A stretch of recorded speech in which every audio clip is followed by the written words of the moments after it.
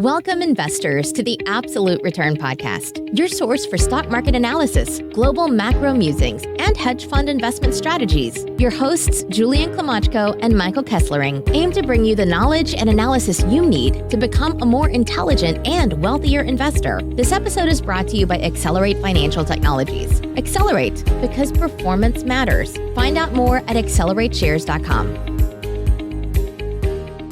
Welcome, ladies and gents, to episode 47 of the Absolute Return Podcast. I'm your host, Julian Klimachko. And I'm Mike Kessling. Today is a frigid January 10th, 2020. Got a number of pretty important things happening in the market this week that we want to chat about. Off the top, Hudson's Bay, finally a resolution to this saga that we've been chatting out for the past 6 months or so. Richard Baker, the chairman of Hudson's Bay, he settled with the shareholder activists by raising his bid to $11 a share. Next, in M&A news, HP rejected Xerox's approach after Xerox secured their financing. What happens next on this deal? Going to chat a bit more about Softbank's Vision Fund. They ran into some struggles at portfolio company Zume Pizza. Does this call into question its investment process? And lastly, going to touch on the jobs reports out of Canada and the US. We're going to chat about the story behind the numbers there. Hudson's Bay Company Chairman Richard Baker, he increased his offer to take the retailer private from $10.30 per share to $11, which seems to have sealed the deal for the shareholder activists on this one. This deal values the company around $2 billion. Now, some background, he initially started out with an unsolicited proposal at $9.45 a share, got the board on side at $10.30, got shareholders on side at $11. My thoughts on the deal? Well, it certainly is better than letting the deal break and the stock fall 50%. So a small win for shareholders. $11 still pales in comparison to the underlying net asset value of the company. Not to mention, talking about the activist campaign by shareholder Catalyst Capital. Now, they're a private equity firm based out of Toronto, and they held a 17.5% stake in Hudson's Bay. They became the loudest critic of the buyout, which was first announced in early June. So they built up a stake and then did a tender offer for about 10% of the company at $10.11. So getting $11 to them after all the hard work they put in, all the legal fees and such, not a huge win, but a win nonetheless, making a bit of profit here. The major point of debate and major disagreement between shareholders and the chairman, his group, is really the value of Hudson's Bay real estate. Now, they have a flagship store in Manhattan, the flagship Saks store. In 2014, it was valued by a lender at over $4 billion. Now, they had a valuation on this go private. They pegged it at roughly $2 billion. So it's really hard. Shareholders had a difficult time swallowing that pill on a 50% decline on perhaps one of the most prime pieces of real estate globally. So that was a major issue. Another thing was very poor share price performance. I mean, since 2015, the stock is down from $29. Prior to the deal being announced, it was $6 and change. Now kind of a mercy kill here at $11. Still some smaller shareholders against it, but this one's going to get done. What are your thoughts on it? Yeah, I would agree that it's going to be done, especially with Catalyst now agreeing to vote for the deal. There are some conditions that need to be met in terms of when their proxy is filed, but it does look like they will be voting for it. As you had mentioned, they own about 17.5% of the company, which actually represents about 32% of the minority shareholder votes needed. So that is their biggest hurdle, was getting Catalyst on board. As the Baker consortium, they own about 57%, but there was a majority of the minority shareholders needed for this vote to pass through. As well, as you had mentioned, there still are a few smaller shareholders that are not in favor of the deal. Ortelius Advisors, they're a New York-based activist hedge fund. They're still proceeding with their lawsuit against HBC and Baker, despite the offer increase, seeking an injunction against the deal. They're still not happy with price. And And just a little bit further to your point about the Saks Fifth Avenue flagship store, it is well known that New York real estate has been having some struggles over the last couple of years. But you do make a good point that it is such a prestigious location that it's not as clear at the high point, at the premium listings on the real estate market, if it's been going down. And a 50% haircut is quite massive. Right. And as for stock trading, still trades at a slight discount to the takeover value of $11. It's at about a 1% spread, which, 8 to 10% annualized should close in the next month or two. I should just caution investors, could be some negative tax consequences on that. So if you're involved or want to be involved, it requires some tax due diligence on your side. In other M&A news, HP rejected Xerox's approach after Xerox announced that they did secure financing for this $33 billion takeover, which is really just the story of Minnow trying to take over a whale, Xerox, a printer company, trying to take over another printer company, but Xerox is quite a bit smaller, roughly 1/4 of the size of HP. Now, this bid at $22 a share for HP. It's made up of $17 in cash and the remaining $5 in Xerox shares, of course, unsolicited, potentially hostile proposal. HP hit back today, stated that it, quote, significantly undervalues HP and is not a basis for discussion. So a pretty harsh rejection on that one, really not leaving open any door for discussions from Xerox. However, big activist investor involved, Carl Icahn, it's shareholder on both sides, right? He is really pushing these companies to merge. He called it a, quote, no-brainer. And when Carl Icahn calls something a no-brainer, I listen up, right? Because last time he did that was on Apple stock in 2013 when he was trading at roughly 7 to 8 times earnings and had a massive win on that one. The stock's up a couple 100% since that. So Icahn, the octogenarian billionaire, he owns roughly 4 to 5% stake in HP and an 11% stake in Xerox. So this is a pretty big deal, $33 billion. Xerox indicated that they have secured $24 billion in financing for this takeover. But what are your thoughts on this one? Likely to get done, likely not to get done? You look at the share price action, HP up 10%, Xerox up 6%. Since it was made public. Shareholders are liking it. Yeah, in terms, I guess, long story short, I don't believe that the deal will get done. I guess, first of all, hostile bids that contain share consideration are typically not successful. Also, this wasn't really a massive premium or anything of that nature that would really entice investors to act. But just as a general rule, hostile bids typically don't have a share consideration, usually just cash. But as obviously that is very difficult for Xerox to make a fully cash offer. And so when they came out after announcing they had secured financing for the offer, it was kind of a moot point since HP's main point of contention was both financing and undervaluation of the HP shares. So they really only addressed one of the issues and really just a secondary issue. Their main issue was the undervaluation of the shares. And when you mentioned Carl Icahn, he does sit on Xerox's board, but Carl Icahn is never one to be shy from any sort of potential conflicts of interest or anything of that nature. Yeah, he doesn't give up easily either. Absolutely not. And so ultimately, both sides have acknowledged that there are a lot of pros to them being combined, to them consolidating into one entity, just in terms of the synergies. So really, it sounds like it's just semantics over which company will acquire the other. But in its current form, I don't think there's any way that this deal gets done. Right. That makes sense because there will be a lot of debt in the pro forma entity if it's Xerox acquiring HP, because HP has a $30 billion market cap versus Xerox is at $7.7 billion. So like I said, Minnow trying to swallow a whale here. What do we think is going to happen? Well, I think if a deal is to get done, the tables will probably be turned and HP will be like, okay, consolidation makes sense. We'll just buy you, Xerox, instead of the other way around. That way, it just the pro forma entity is just far less leverage and doesn't have all those financing issues. That definitely makes sense. And I'm sure Carl Icahn, the activist investor, major shareholder of both companies, he'd be on side with that just because massive synergies available here. Absolutely. I think he's completely indifferent as to who acquires who. That's just semantics from his standpoint.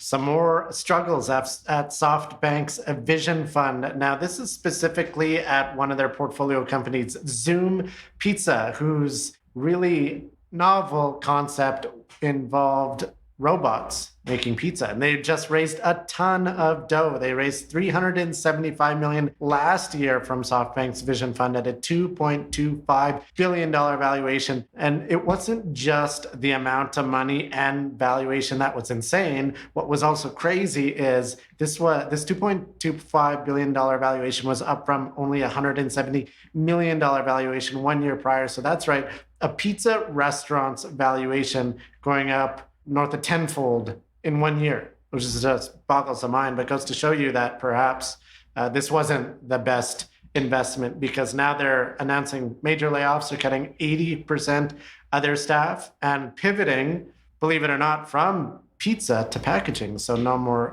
Zume Pizza for them. And this isn't an isolated incident. Other SoftBank-backed startups, one being GetAround, the other one being Oyo, or is it OYO? I don't know. It's based out of India, so we don't really have any exposure. They also announced very large layoffs, and it really represents this push by SoftBank's portfolio companies and really other VC-backed startups in this big push to become profitable, because we have seen a lot of unprofitable companies come public, and public market investors really just weren't having it. Their share price performance has been poor, and it really hasn't worked out well for SoftBank, has it? No, it certainly hasn't. And in terms of their actual cash burn, now I'd read some reports that they were losing about $50 million per year, but it was also reported, I believe that was earlier in 2019, and that by the end of 2019, the later months of 2019, that their cash burn was up over $10 million per month. So they were burning cash at a pretty high rate. As well, you did mention that they had raised money at that $2 billion valuation, which was a massive bump up between financing rounds. But as well, as of November 2019, so just a few months ago, they were also planning on raising an additional capital round at a $4 billion valuation. So then doubling that. Obviously, they were not able to do so. They weren't successful with that. But you think about it, how do you spend hundreds of millions of dollars on a pizza restaurant? It's kind of boggles the mind, doesn't it? Yeah, it certainly does. And so with regards to their new pivot to sustainable packaging, along with food production and delivery systems, they do have their sustainable pizza boxes being tested by Pizza Hut currently, I believe just in Phoenix, Arizona. But so they do have a pilot project going, but typically a company that's worth in the billions of dollars isn't just working with a small pilot project. And as well, the pizza box isn't really the largest part of the value chain. If you look at the whole pizza buying experience, that's just a really small component of the value chain. And I really don't see how that would be supportive of such a high valuation. And I guess, SoftBank must be coming to that realization as well. One other point on SoftBank is that, with their Vision Fund, now we've talked about them a lot with WeWork, but this is just another of a list of high-profile investment flops for the Vision Fund. As well, you have a few other ones. You had mentioned a couple, but GetAround and WAG, they've had to cut staff and pivot their business models, which you really don't see with late stage VC investing. You don't see that as much. With seed investors, absolutely, you're going to see some pivots, but that's really rare. Typically, these companies, they would raise some capital from SoftBank and then just IPO. Yeah, you figure when you're a so-called unicorn with a valuation above $1 billion that you would have had a business model figured out. Isn't that just table stakes at that point? Absolutely. And as well, there was another report from Axios that came out this week talking about SoftBank's Vision Fund and how they have been walking away from a number of term sheets with startups, which really isn't all that surprising in the VC space, but it is really bad when that becomes public because that really bad for their brand. I guess the only thing is that SoftBank itself and the Vision Fund don't really have a ton of competitors in the check sizes that they're writing at this point in time, since they're just coming in. They're the 10,000 pound gorilla in the room that's just throwing money at startups at such levels that not a lot of other VCs are able to compete with. Yeah, and I believe that strategy, it looks like that strategy has ended, right? With all of them walking from all these term sheets. And what Softbank was trying to do with respect to its portfolio companies was throw a tremendous amount of money at each one in each category and try to build up a category leader. And what's happening now with Zume, GetAround, Wag, etc., it hasn't worked. In fact, it's turned into a complete disaster. So you look at Softbank and scratch your head, what were they thinking? And they were throwing a ton of money at these massive valuations at these later stage startups. And clearly it's not panning out. Softbank confirming that they do regret these situations. However, that doesn't get their investors' money back, nor does it really build their reputation here. So it really calls into question their investment prowess. Obviously, Softbank run by Masayoshi Son, who was famous for one of the greatest VC investments of all time into Alibaba. I believe he sunk, 20 or 50 million? Now it's worth tens of billions or perhaps hundreds of billions of dollars after only knowing Jack Ma for about 20 minutes. So it was never Masayoshi Son's thing to do a lot of due diligence. Perhaps he just got lucky once and is trying to sort of, re-engage that magic. But who knows? They always say if your first investment is just a magnificent success, then that's actually bad because you don't learn about failure and perhaps you don't have the right risk management in place. But nonetheless, we'll continue to watch what's going on at Softbank and their Vision Fund. But right now, it's not looking great. And then on the VC side, things are really drying up for startups without this massive $100 billion fund writing huge checks, like 9-figure checks into these startups that don't really have much of a business model. Absolutely. And it's really just, with the liquidity from Softbank drying up, really just engages back into the typical exit or, at companies at that stage of their growth cycle of going public. Softbank was really just delaying these companies having to go public since they were able to raise money, dollar amounts that were what you would typically get from the public markets on an IPO. They were able to forego that and stay private. So it is something that we're going to follow moving forward, as it has a lot of implications for the VC space as well as the startup space in general. We wanted to touch on the jobs reports. We saw numbers from both Canada and the US. So Canada beat while the US missed, touching up on the Great White North. The Canadian economy really bounced back in the employment numbers. 2 consecutive months of declines, but in December, we were in the positive gain of 35,200 jobs in the month.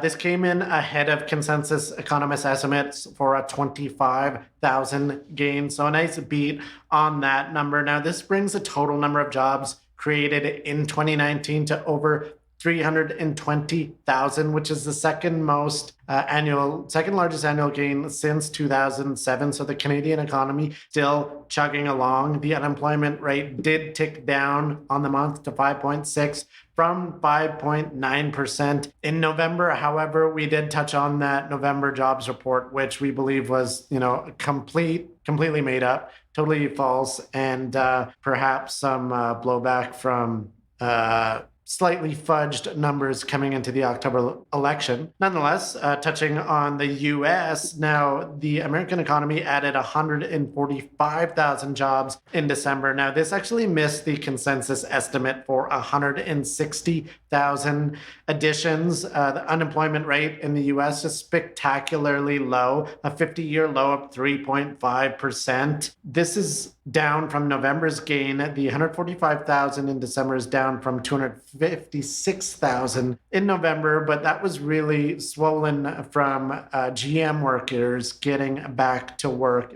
back in November. One thing, manufacturing was a weak spot in the U.S. numbers, down 12,000 jobs. Economists were expecting a gain there, but steady as she goes in both economies, isn't it?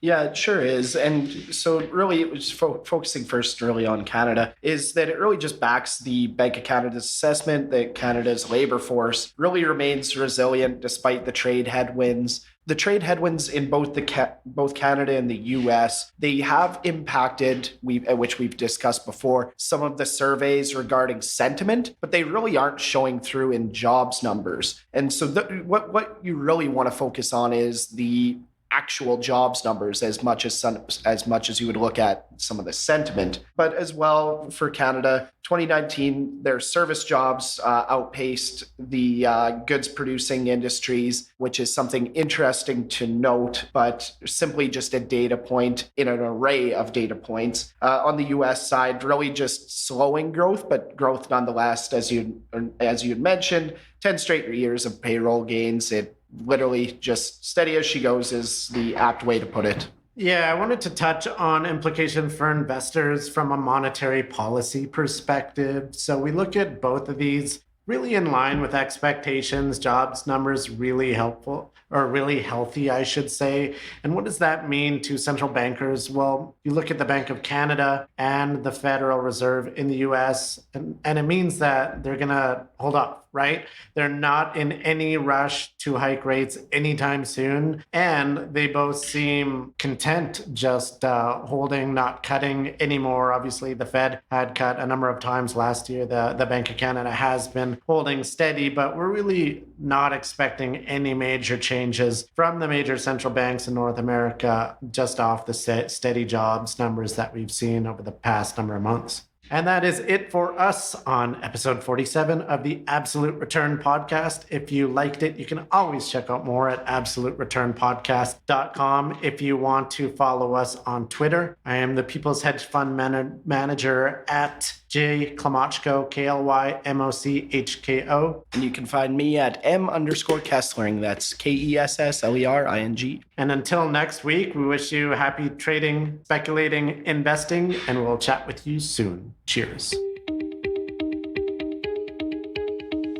Thanks for tuning in to the Absolute Return Podcast. This episode was brought to you by Accelerate Financial Technologies. Accelerate, because performance matters. Find out more at accelerateshares.com. The views expressed in this podcast are the personal views of the participants and do not reflect the views of Accelerate. No aspect of this podcast constitutes investment, legal, or tax advice. Opinions expressed in this podcast should not be viewed as a recommendation or solicitation of an offer to buy or sell any securities or investment strategies. The information and opinions in this podcast are based on current market conditions and may fluctuate and change in the future. No representation or warranty, expressed or implied, is made on behalf of Accelerate as to the accuracy or completeness of the information contained in this podcast. Accelerate does not accept any liability for any direct, indirect, or consequential loss or damage suffered by any person as a result of relying on all or any part of this podcast, and any liability is expressly disclaimed.